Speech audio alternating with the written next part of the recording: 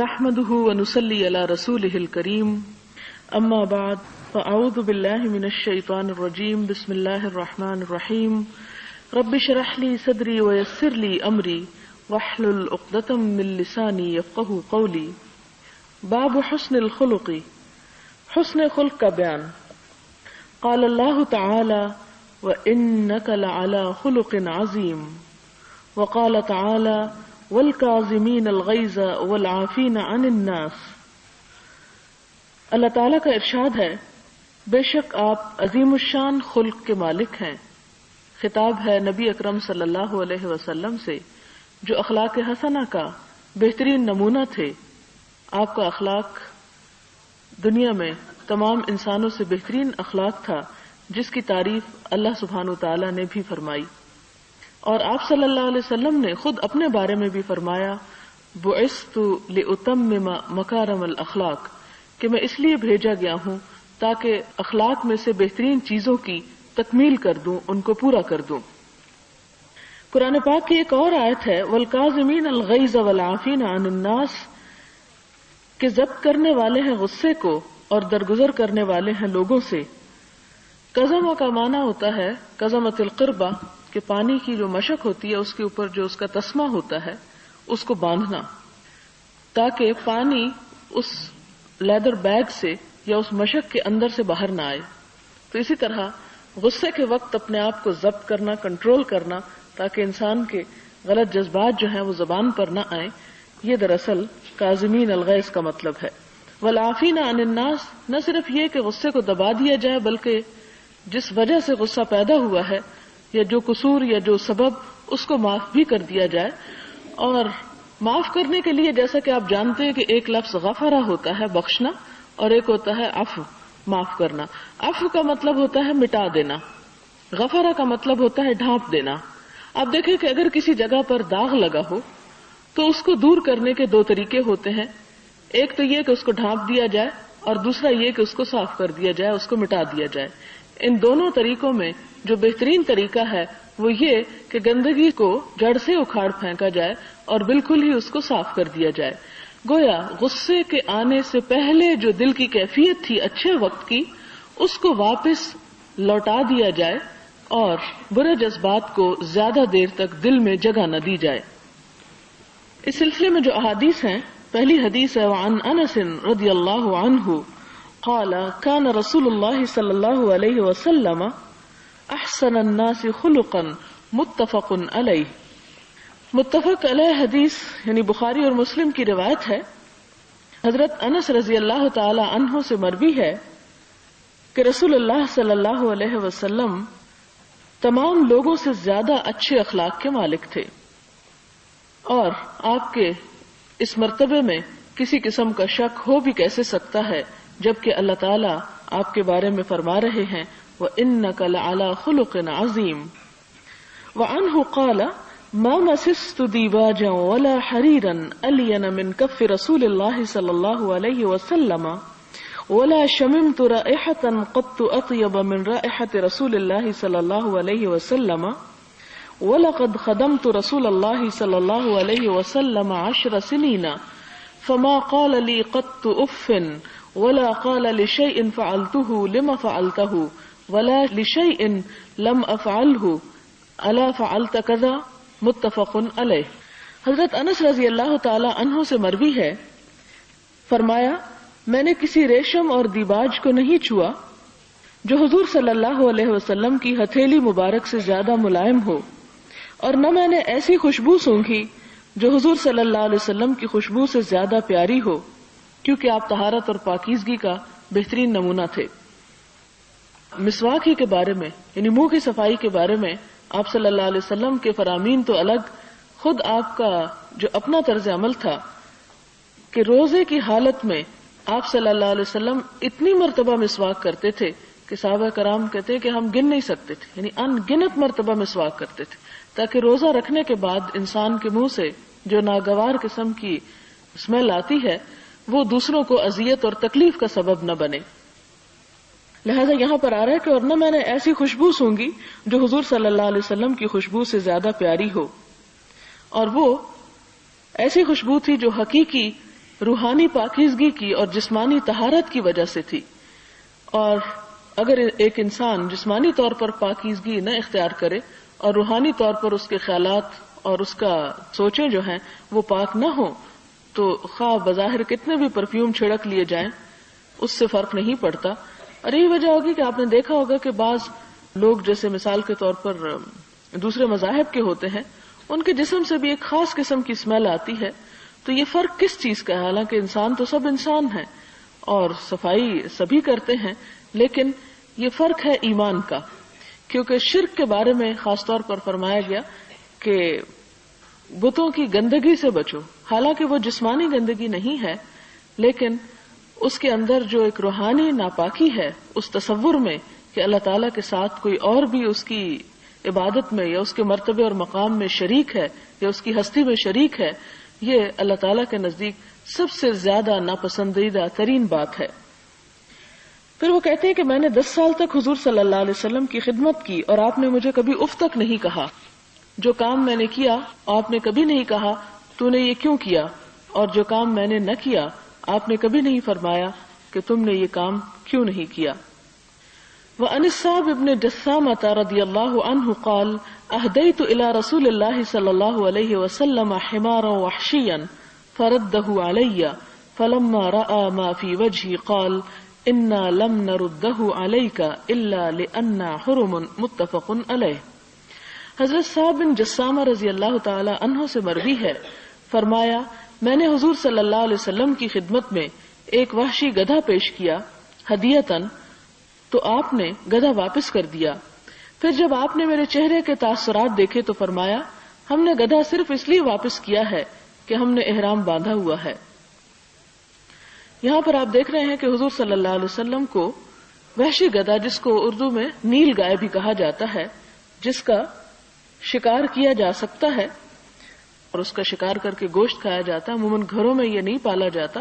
نہ تو یہ گدھے کی قسم کا ہوتا اور نہ گائے کی قسم کا کہ نیل گائے سے کوئی یہ تصور لے، لیکن گائے سے نسبتاً قریب تر ہوتا ہے بنسبت گدھے کے. لیکن اردو میں اس کا نام معلوم نہیں وحشی گدھا کیوں ہے. تو آپ نے گدھا واپس کر دیا، یعنی چونکہ وہ شکار کیا ہوا تھا. تو آپ نے میرے چہرے کے جب تاثرات دیکھے کہ ظاہر ہے جب کسی کا ہدیہ لوٹایا جائے تو جس نے دیا ہو اسے ناگوار محسوس ہوتا ہے، لہذا آپ صلی اللہ علیہ وسلم کو، آپ صلی اللہ علیہ وسلم جو بہت بڑے نفسیات دان بھی تھے، لوگوں کے احساسات اور ان کے جذبات اور ان کی فیس ریڈنگ بھی جانتے تھے، تو چہرے کے بدلتے ہوئے تاثرات کو دیکھ کر آپ نے محسوس کر لیا. تو آپ نے فرمایا کہ ہم نے گدھا صرف اس لیے واپس کیا ہے کہ ہم نے احرام باندھا ہوا ہے، یعنی اس وقت ہم اس کو استعمال نہیں کر سکتے. تو اس سے ایک بات یہ بھی پتہ چلتی ہے کہ بعض حقیقی ضروریات اور مجبوریوں کی وجہ سے ہدیے کو واپس کیا بھی جا سکتا ہے، اگرچہ بلا ضرورت اس کو واپس نہیں کرنا چاہیے. وعن النواس بن سمعان رضی اللہ عنہ قال سألت رسول اللہ صلی اللہ علیہ وسلم عن البر والإثم قال البر حسن الخلق والإثم ما حاق في صدرك وكرهت ان يطلع عليه الناس رواہ مسلم. حضرت نواس بن سمعان رضی اللہ تعالی عنہ سے روایت ہے، فرمایا میں نے حضور صلی اللہ علیہ وسلم سے نیکی اور گناہ کے بارے میں پوچھا تو آپ نے فرمایا نیکی حسن خلق کا نام ہے اور گناہ وہ ہے جو تیرے دل میں کھٹک جائے اور تو یہ پسند نہ کرے کہ لوگوں کو اس کی اطلاع ہو. یعنی نیکی اور گناہ کا عموماً تصور ہمارے ہاں کچھ مختلف ہے، لیکن نیکی کیا چیز ہے، نیکی کس کو کہتے ہیں اور برائی کس چیز کو کہتے ہیں. تو آپ نے فرمایا کہ نیکی حسن اخلاق کا نام ہے. اگر اخلاق اچھا نہیں تو نیکی نہیں. جس طرح کہ قرآن پاک میں بھی ایک جگہ پر آتا ہے لیس البر بان تولوا وجوہکم قبل المشرق والمغرب ولکن البر من آمن باللہ وملائکتہ کتبہ، اور اس کے بعد مزید آتا ہے وآت المال علی حبہ، کہ اللہ تعالیٰ کی محبت میں مال خرچ کرے، ذوی القربى والمساکین وابن السبیل. تو وہاں بھی یہ بتایا گیا کہ نیکی یہ نہیں کہ تم اپنے منہ مشرق یا مغرب کی طرف کر لو، یعنی صرف عبادت کر لینا یا صرف نماز پڑھ لینا یہ نیکی کا مکمل تصور نہیں ہے، بلکہ نیکی اس سے زیادہ اور بھی چیزوں کا نام ہے جس میں سر فہرست تو ایمان آتا ہے، اور ایمان اس وقت تک مکمل نہیں ہوتا جب تک کہ اس کے تقاضے پورے نہ کیے جائیں، اور ان کے تقاضوں میں ایک بڑا تقاضا یہ ہے کہ حسن اخلاق کا مظاہرہ کیا جائے۔ اور پھر فرمایا کہ گناہ وہ ہے جو تمہارے دل میں کھٹکے، اور دوسری شرط یہ اس کی کہ تم یہ بات پسند نہ کرو کہ تمہارا یہ فعل یا تمہارا یہ عمل لوگوں کو پتہ چل جائے، یعنی جس کام کو تم لوگوں سے چھپا کر کرو،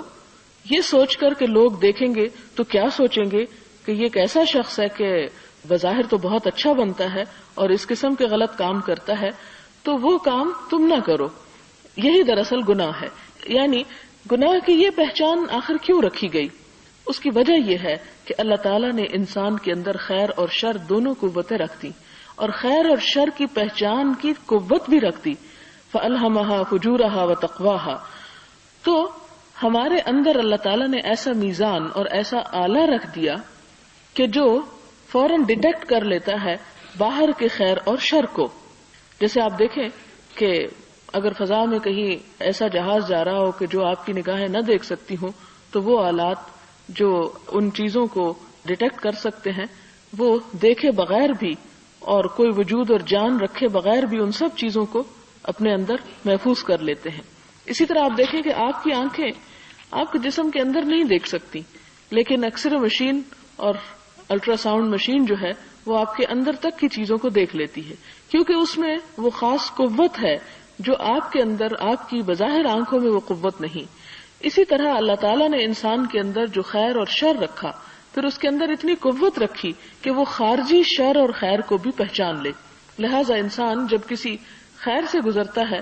تو اس کو بھی محسوس کر لیتا ہے اور انسان کا دل اس پہ مطمئن ہو جاتا ہے۔ اسی طرح جب کوئی برا کام کرنے لگتا ہے اور دل اس پہ بے چین ہوتا ہے، وہ بے چینی اسی لیے ہوتی ہے کہ اندر کی قوت باہر کے شر کو ڈیٹیکٹ کر رہی ہے۔ پھر اس کے بعد آپ صلی اللہ علیہ وسلم نے مزید فرمایا اخلاق کے بارے میں، وعن عبد الله بن عمرو بن العاص رضی اللہ عنہما قال لم يكن رسول الله صلی اللہ علیہ وسلم فاحشا ولا متفحشا وكان يقول ان من خياركم احسنكم اخلاقا متفق علیہ۔ حضرت عبداللہ بن عمرو بن العاص رضی اللہ تعالی عنہ سے مروی ہے، فرمایا حضور صلی اللہ علیہ وسلم نہ تو طبعاً فحش کلام کرتے تھے، یعنی فحش کلامی کرتے تھے، نہ ہی تکلف کرتے تھے، اور فرمایا تم میں سے بہتر وہ ہے جس کے اخلاق اچھے ہوں۔ یعنی یہاں پر اس حدیث میں دو چیزیں بتائی گئی، ایک تو آپ کا اپنے طرز عمل اور ایک آپ کا قول۔ آپ کا طرز عمل کیا ہے کہ نہ تو آپ بےہودہ کلام کو پسند کرتے تھے، یعنی فضول اور بے بانی اور لا یعنی باتوں کو یا بے حیائی کی باتوں کو، کیونکہ فحش کا اطلاق جو ہے وہ دونوں طرح کی چیزوں پر ہوتا ہے، اور نہ ہی آپ تکلف سے کوئی ایسا کام کرتے تھے کہ جس میں کوئی برائی کا پہلو ہو۔ اور پھر آپ صلی اللہ علیہ وسلم کا اپنا فرمان بھی یہ ہے کہ تم میں سب سے اچھا شخص وہ ہے جس کا اخلاق اچھا ہو۔ وعن ابی الدرداء رضی اللہ عنہ ان النبی صلی اللہ علیہ وسلم قال ما من شيء اثقل في ميزان العبد المؤمن يوم القيامة من حسن الخلق وان الله يبغض الفاحش البذيء۔ حضرت ابو درداء سے روایت ہے کہ رسول اللہ صلی اللہ علیہ وسلم نے فرمایا قیامت کے دن بندہ مومن کے میزان میں حسن خلق سے زیادہ بھاری کوئی چیز نہیں ہوگی،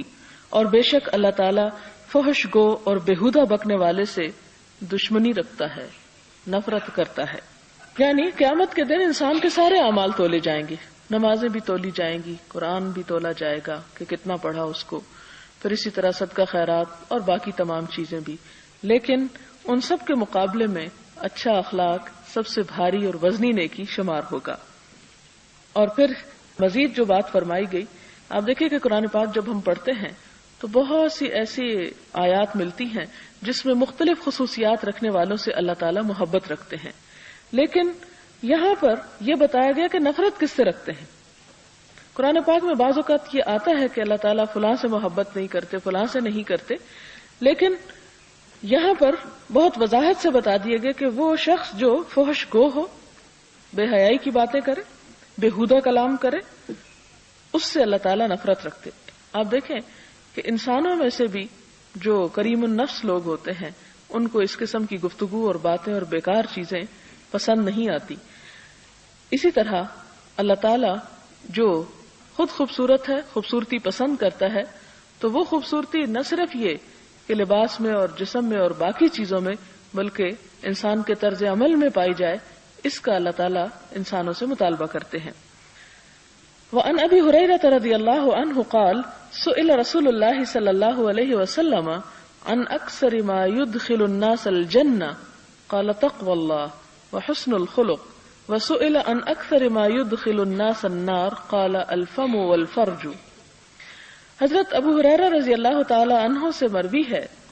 فرمایا حضور صلی اللہ علیہ وسلم سے اس چیز کے متعلق پوچھا گیا جو لوگوں کو سب سے زیادہ جنت میں داخل کرے گی، یعنی جس صفت کی بنیاد پر وہ جنت میں جا سکیں گے۔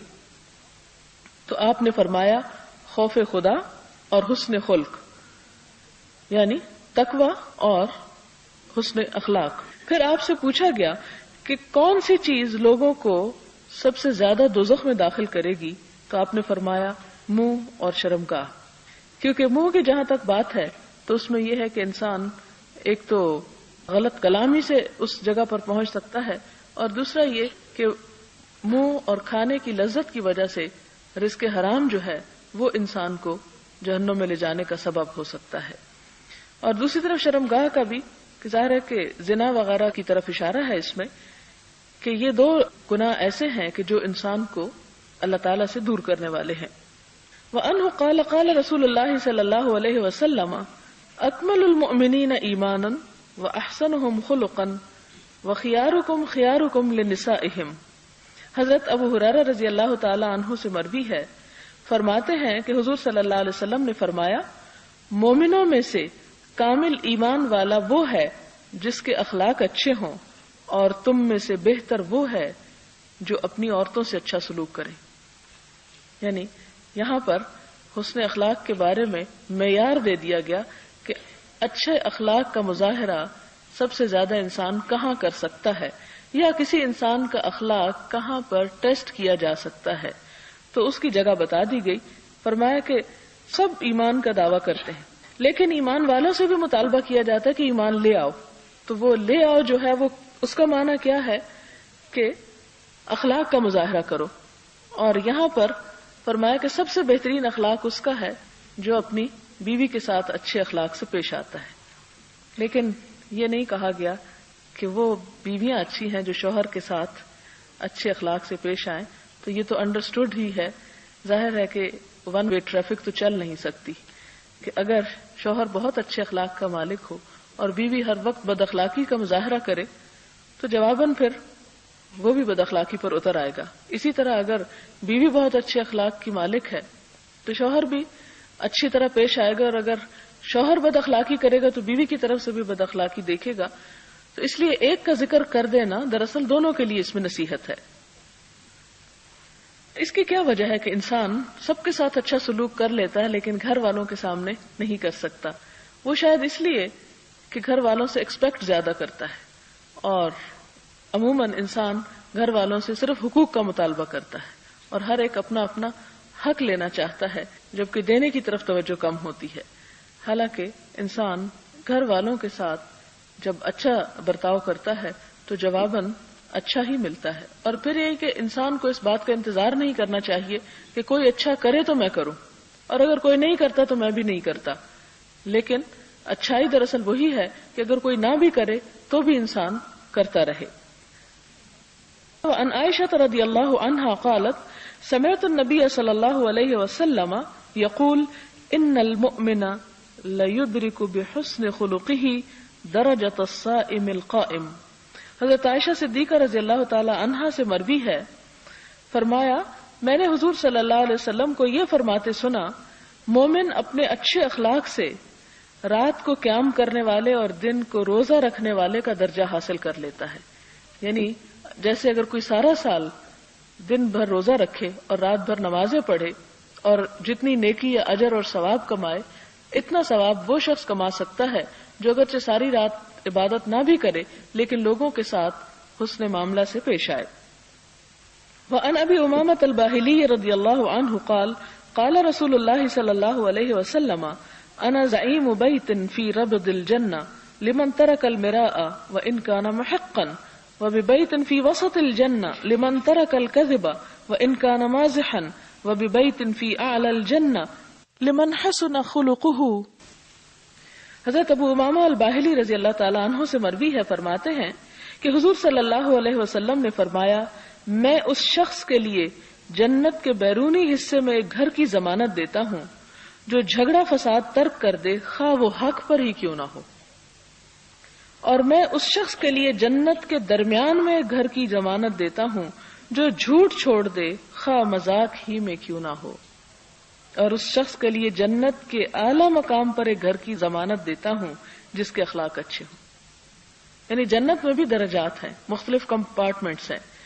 اور وہ کس طرح ہیں؟ لوگوں کے مراتب کے اعتبار سے، ان کے اعمال کے اعتبار سے. تو یہ ہے کہ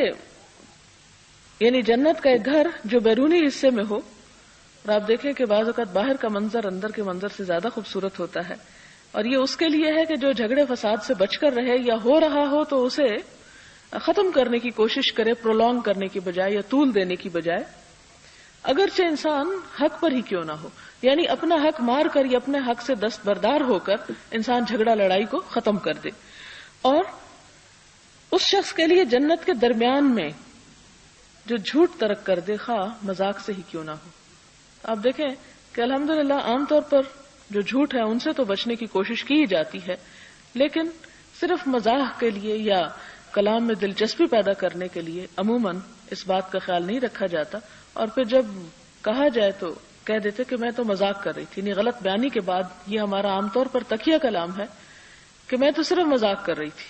حالانکہ مذاق میں بھی جھوٹ بولنے کی ممانعت ہے.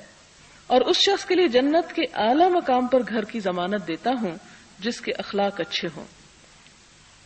وعن جابر رضی اللہ عنہ ان رسول اللہ صلی اللہ علیہ وسلم قال ان من احبکم الی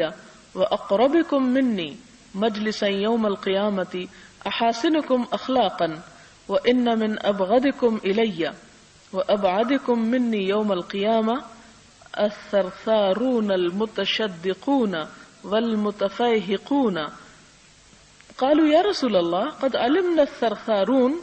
والمتشدقون فما المتفیہقون قال المتکبرون. رواہ الترمذی وقال حدیث حسن. حضرت جابر رضی اللہ تعالیٰ عنہ سے مروی ہے کہ حضور صلی اللہ علیہ وسلم نے فرمایا، قیامت کے دن تم میں سے مجھے سب سے زیادہ محبوب اور میرے زیادہ قریب بیٹھنے والے وہ لوگ ہوں گے جن کے اخلاق اچھے ہیں، اور قیامت کے دن مجھ سے سب سے زیادہ ناپسند، سب سے زیادہ مجھ سے دور وہ لوگ ہوں گے جو زیادہ بولنے والے، باچھیں پھاڑ پھاڑ کر باتیں کرنے والے اور تکبر کرنے والے ہیں. صحابہ کرام رضوان اللہ علیہم اجمعین نے عرض کیا، یا رسول اللہ صلی اللہ علیہ وسلم، ہم سرسارون اور متشدقون کا مطلب تو سمجھ گئے ہیں، یہ متفیہقون کون لوگ ہیں؟ فرمایا، تکبر کرنے والے. سرسار ہوتا ہے تکلفاً زیادہ باتیں کرنے والا، یعنی کثرت کلام ناپسندیدہ ہے بغیر ضرورت کے، کیونکہ ایک روایت میں آتا ہے کہ جس کا کلام زیادہ ہوگا اس کی خطائیں بھی زیادہ ہوں گی. ایک فارسی کا مشہور مقولہ ہے جس کا ترجمہ یہ ہے کہ جس شخص نے گفتگو کم کی اس نے اپنے عیب و ہنر کو چھپا رکھا. تو انسان جب بولتا ہے تو ہی اس کی شخصیت کا راز کھلتا ہے کہ وہ کس کلیبر کا آدمی ہے یا کس اخلاق اور کردار کا مالک ہے، کیونکہ انسان اپنی گفتگو میں وہ سارے عیب اپنے ظاہر کر دیتا ہے جن کو وہ چاہے بتکلف چھپا کر ہی کیوں نہ رکھے. لیکن اچھی گفتگو جو ہے وہ خاموشی سے بہتر ہے. متشدق اپنے کلام کے ذریعے لوگوں پر فخر کرنے والا، یعنی خوب بول کر لوگوں کو، یعنی محفل کی زینت بننے کی کوشش کرنے والا، اور اپنے کلام کا لوگوں پر رعب طاری کرنے کے لیے منہ بھر کر بولنے والا، فصاحت کا رعب جتانے والا، یعنی بہت زیادہ لفاظی اور گفتگو کو ایسے الفاظ سے مزین کرنا کہ جس سے لوگوں پر رعب جم سکے. آپ دیکھیں کہ ہمارے ہاں افسوس کے ساتھ کہنا یہ پڑتا ہے کہ مذہبی طبقے کے اندر یہ چیز بہت زیادہ آ گئی کہ لوگوں کے اوپر اپنے علم کا رعب جمانے کے لیے زیادہ سے زیادہ مشکل اور زیادہ سے زیادہ خوبصورت الفاظ اور ایسی قافیہ بندی کر کے کلام کرنے کی عادت ہو گئی کہ جس سے لوگوں کی سمجھ میں اصل بات نہیں آتی. تو ہمیں اس سے اجتناب کرنا چاہیے اور آسان زبان میں بات کرنی چاہیے، کیونکہ حضور صلی اللہ علیہ وسلم بذات خود آسانی کو پسند فرمایا کرتے تھے، یعنی تن آسانی کو نہیں، امور میں آسانی کو۔ پھر اسی طرح آپ دیکھیں کہ یہاں تک بھی منع فرمایا گیا ہے کہ دعا شعر کے انداز میں پڑھی جائے یا قافیہ بندی اس میں کی جائے، یعنی عاجزی کے ساتھ سمپل الفاظ میں دعا مانگنا زیادہ پسندیدہ ہے بنسبت اس کے کہ راگ کے انداز میں یا شعروں کے انداز میں۔ کیوں منع کیا گیا؟ اس کی وجہ یہ کہ اس میں پھر اصل روح نہیں ہوتی، انسان کی کوشش صرف شعر کا وزن پورا کرنے کی ہوتی ہے، خواہ اس سے معنی پوری طرح ادا ہوتے ہوں یا نہ ہوتے ہوں یا ضرورت سے زائد ہوں۔ ترمذی نے حضرت عبداللہ بن مبارک سے حسن خلق کی تفسیر یوں نقل کی ہے۔ حسن خلق ہے کیا؟ یعنی ہم نے اتنا پڑھا کہ حسن اخلاق کی بہت فضیلت ہے اور بہت درجہ ہے، لیکن یہ ہے کیا؟ عبداللہ بن مبارک کہتے ہیں کہ حسن خلق نام ہے خندہ پیشانی کا، نیکی کو پھیلانے کا اور بدی کو روکنے کا۔ یعنی حسن خلق جو ہے لوگوں سے اچھے طریقے سے بات کرنا، نیکی کی بات انہیں بتانا یعنی ان کی خیرخواہی کرنا، اور برائی سے ان کو روکنا۔ آپ دیکھیں کہ جب تک آپ نیکی کی بات بتاتے رہیں تو آپ خوش اخلاق کہلائیں گے، لیکن جس دن آپ نے کسی کو برائی سے روکا تو لوگ آپ کو سب سے زیادہ بد اخلاق انسان تصور کریں گے، کیونکہ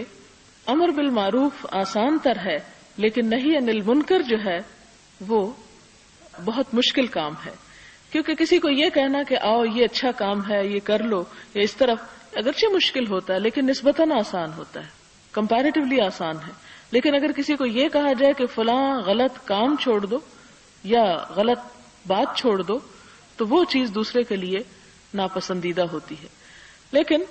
اگر اللہ تعالیٰ توفیق دے اور انسان کو حکمت عطا کرے تو بہت سی ایسی باتیں انسان کر سکتا ہے جو مشکل ہوں لیکن